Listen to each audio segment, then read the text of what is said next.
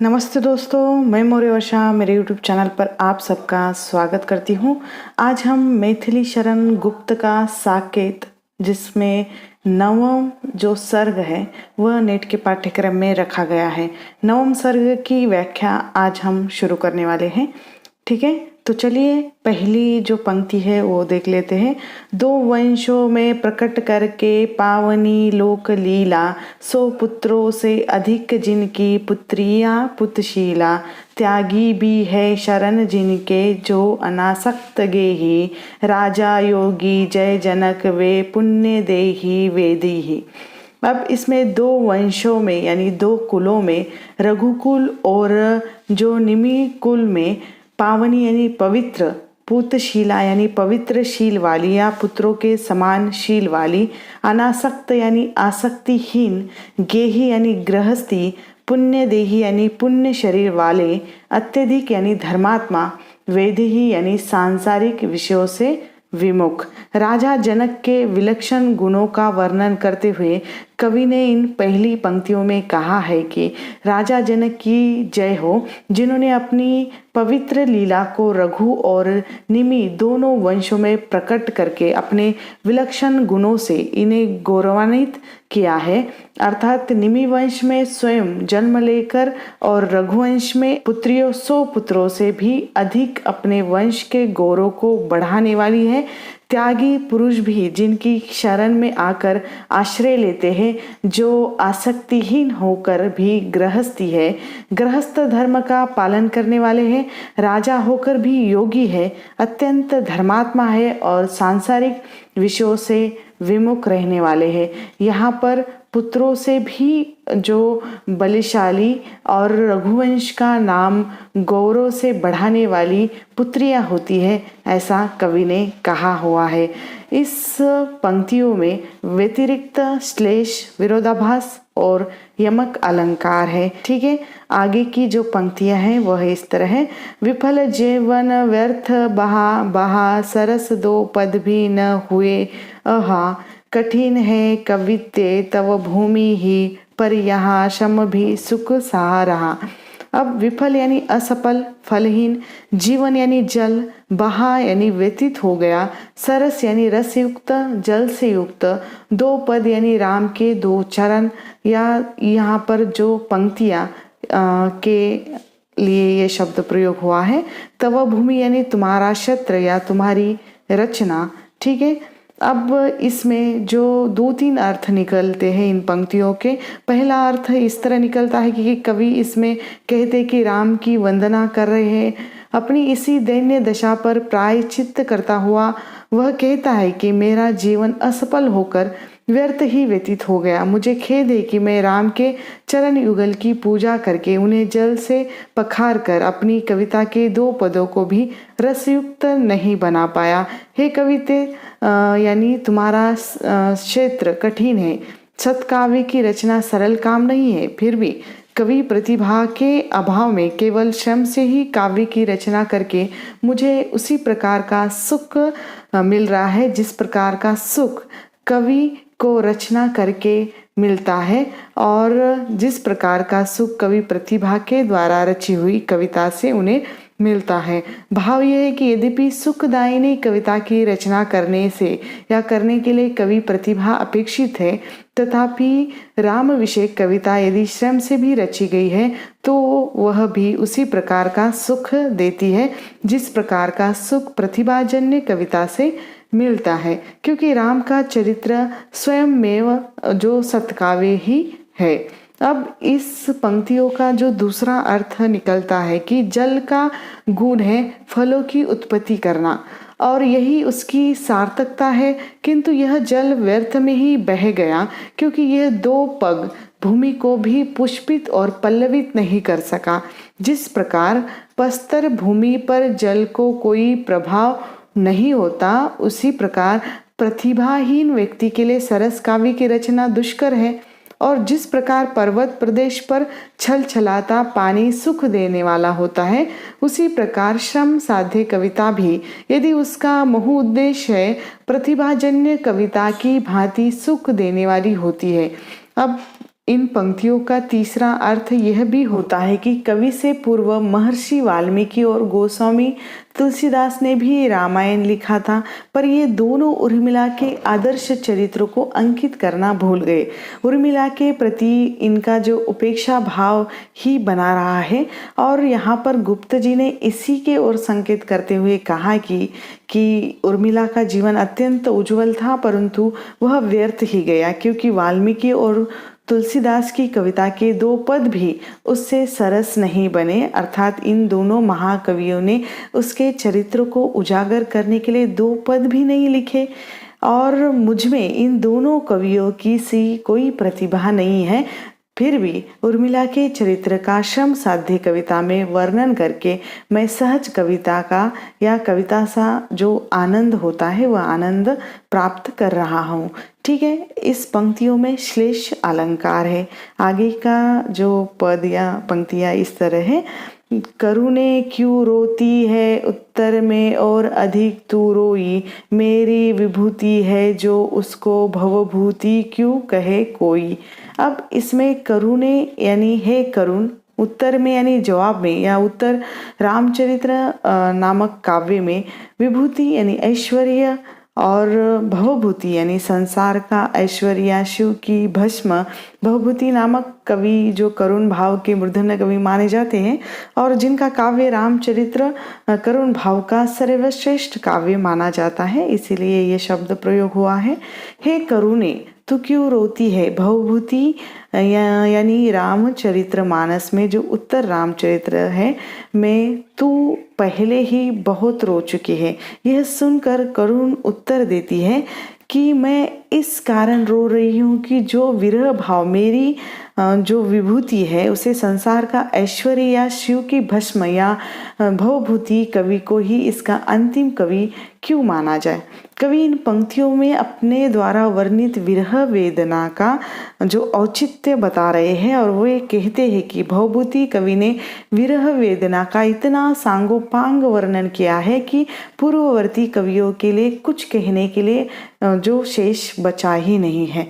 यह भाव तो अनंत है, व्यक्ति विशेष की अपनी अपनी विरह वेदना और अपना अपना रूप होता है।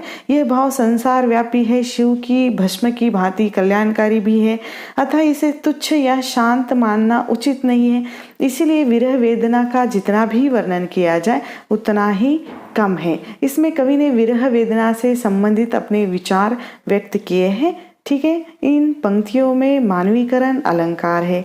आगे की जो पंक्तियां हैं वह इस तरह है। अवध को अपना कर त्याग से वन तपोवन सा प्रभु ने किया, भरत ने उनके अनुराग से भवन में वन का व्रत ले लिया। अब अयोध्या को त्याग से अपना कर यानी राम ने वन को भी तपोवन के समान दुख देने वाला बना दिया। भाव है कि राम ने सहर्ष जो राज सिंहासन का त्याग कर दिया था और उनके इस अपूर्व त्याग के कारण जो अयोध्या वासियों को बहुत अधिक प्रभावित किया था। इस प्रकार अपने त्याग के द्वारा राम ने अयोध्या वासियों को या जो अयोध्या वासी थे उनका हृदय जीत लिया था।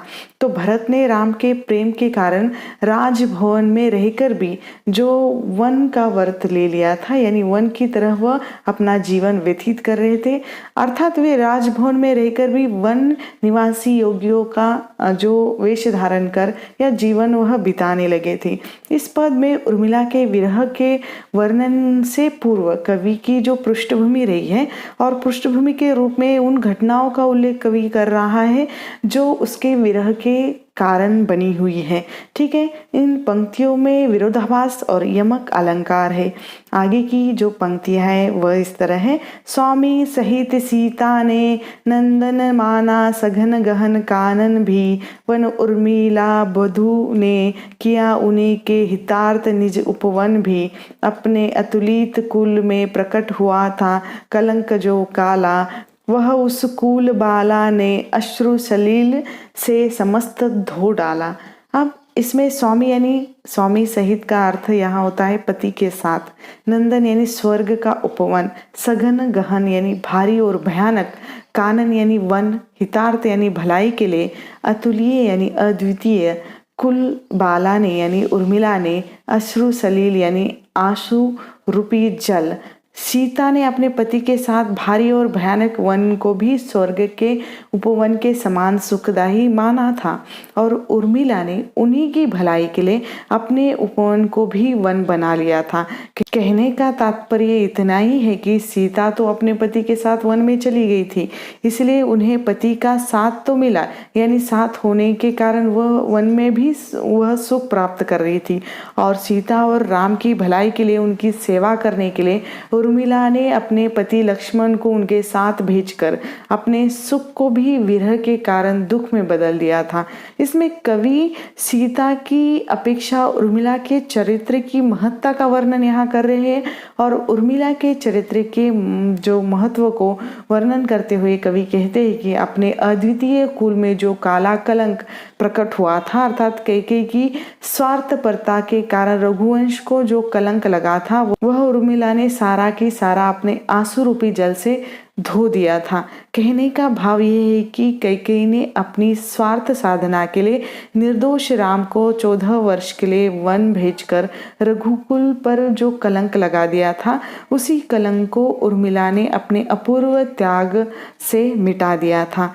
इन पंक्तियों में रूपक और श्लेष अलंकार है। ठीक है, आगे की जो पंक्ति है वह इस तरह है। भूल अवधि सूद प्रिय से कहती जगती हुई कभी आओ, किंतु कभी सोती तो उठती वह चौक बोल कर जाओ। अवधि यानी सूद लौट कर आने की जो अवधि की सुधी, यहाँ ये शब्द प्रयोग हुआ है। कवि उर्मिला की विरह दशा का वर्णन करते हुए कहते हैं कि जब कभी वह लक्ष्मण के 14 वर्ष पश्चात लौटने की अवधि की सुधी को भूल जाती थी तो मिलनातुर होकर प्रिय के आने की प्रार्थना करने लगती थी, किंतु जब कभी वह सोती हुई होती थी तो भी अवधि सुधी आने पर चौंक कर उठ बैठती थी और चिल्ला उठती थी कि तुम वापस ही चले जाओ। भाव यह है कि उर्मिला अपनी मर्यादा का सदैव ध्यान रखती थी। उसकी इच्छा थी कि चाहे उसे कितना ही दुख क्यों न सहना पड़े, पर उसकी मर्यादा अकलंकित बनी रहे। यदि उसमें मानव सुलभ दुर्बलता आ भी जाती और वह प्रियतम से मिलने के लिए अत्यंत आतुर हो उठती थी, तो भी वह दूसरे ही क्षण वह अपनी दुर्बलता पर नियंत्रण कर लेती थी और अपने प्रियतम से चौंक कर कह उठती कि वह वापस लौट जाए, क्योंकि अवधि की समाप्ति से पूर्व उसका आना कुल की मर्यादा को लांछित कर देगा। इसलिए वह स्वप्न में भी नहीं चाहती थी कि उसका प्रियतम कुल की मर्यादा को कुचल कर उसके पास आए। इसमें कवि ने विरहनी उर्मिला की जो उद्वेग दशा का वर्णन किया हुआ है और इन पंक्तियों में स्वभावोक्ति अलंकार है।